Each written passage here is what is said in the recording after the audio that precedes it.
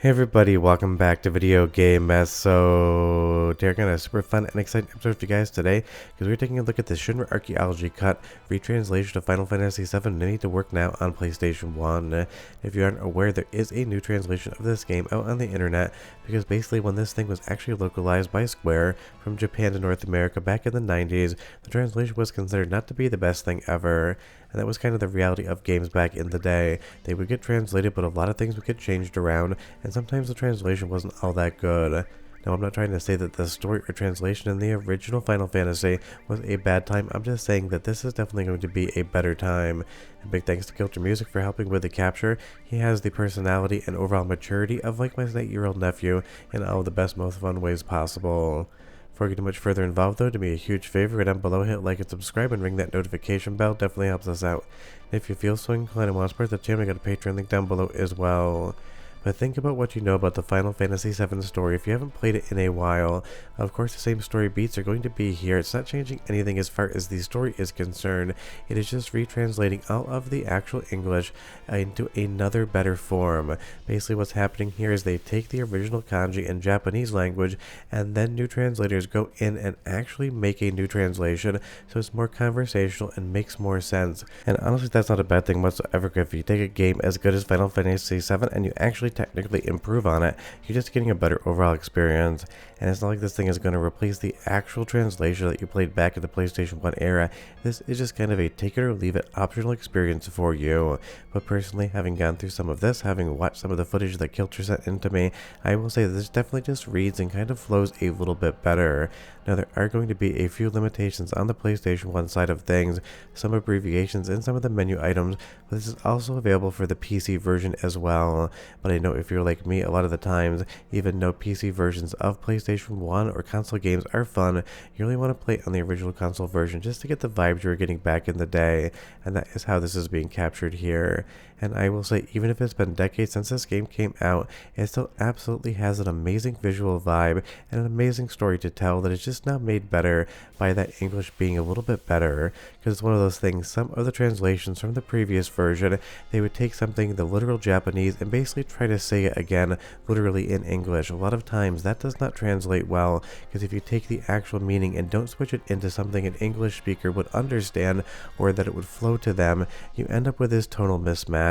Think of it this way: when you're playing a game that has been translated from Japanese over to English, sometimes you read a line, you wonder to yourself, who would ever say that in real life? No one would ever phrase it like that. That is why these retranslation efforts are so important, because they make things that much smoother. Because you notice when you see a visual glitch or when you see a line of text that doesn't really make much sense, it takes you out of the experience and kind of just makes it a little bit weird. That's the best way to describe it. You know that line would never be said by an English speaker in real life, at least a native one, and you would never write that down as a sentence, but suddenly it is in your video game and you're wondering to yourself, how did that get there?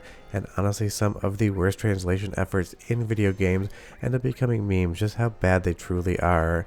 And I know this is a small change, but it is fundamentally a big change as well, because it kind of changes the overall interaction you're going to have with something like Final Fantasy VII, and because this game is still widely considered to be one of the best of all times, not only in the PlayStation 1 era, but of RPGs in general, getting a better version of the game, definitely not something that you would want to scoff at. If you leave me a comment down below and you tell me if you played around with this one in the past on PC, I would be curious, because recently I talked about a decompilation project for Final Fantasy VII, and people were asking, why would someone want to decomp the PlayStation 1 version of the game when there is the PC port? And the reality is, why not? You can do fun new things, you could play around with different aspects of the game. It'll also help speedrunners understand a little bit more underneath the engine how it works on PlayStation 1, and maybe even develop new strats.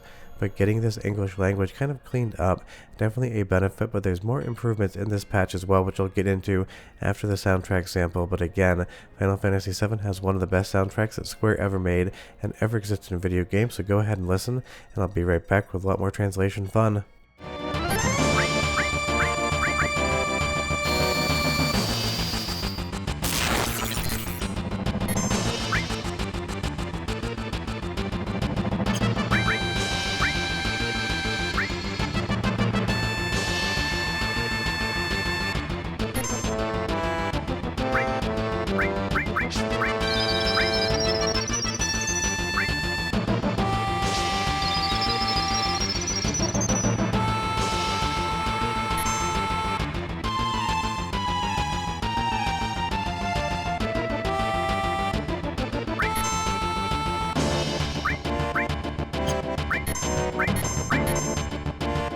I mean, honestly, you can't go wrong with the soundtrack of Final Fantasy VII. It's no different here in this retranslation ever because it's not changing the music whatsoever. But there's also going to be a bunch of bug fixes in here that are previous to the Final Fantasy VII PlayStation 1 version. There's also going to be a little bit more of a standardized naming convention in some of the spells and cures out there. You're not going to have cure 1, 2, or 3. They're actually going to be a little bit more conversational. And again, does this warrant another playthrough of something like Final Fantasy VII? Well, if you haven't played the game in some years and you finally remember it, I definitely think this would be worth your time. You can just think of it this way, it kind of feels about as close to rediscovering the story for the first time again as you possibly could. Because there are those video games out there that no matter what you do, you're never going to be able to recapture that experience of playing it for the first time. For me, it's Grim Fandango. The first time I played that game, I absolutely fell in love with it, learning all of the different plot twists and where all the characters' arcs were going. And even though I replay that game maybe once every 5 years now and still love it, it's one of those things I always know how the story is going to end. Now, of course, again, in this retranslation, you know where the story is going. It's not changing up any of those elements, but the overall text change in that retranslation kind of make it feel like you're watching a director's cut, for lack of a better term. Think of it like that. When you see a movie and it's been recolored or restored, you kind of get a little bit more of a connection with it than you did previously. And because this game is so incredibly story dense and is so character driven, being able to better understand characters' motivations, exactly what's going on, that's definitely going to be a good thing. Now, don't think I'm saying that you didn't understand what was going on in the original version of the game. Nothing was really left ambiguous, but now it's just going to read better, and that's definitely going to benefit a lot of people. Or maybe just one of those things, as a working artist and a filmmaker for 22 years, I always love when creators go back into their projects and kind of play around with them. Not in the George Lucas style, trying to reinvent the wheel on Star Wars and basically making things worse, but a lot of times people do want to go back in and play around with stuff.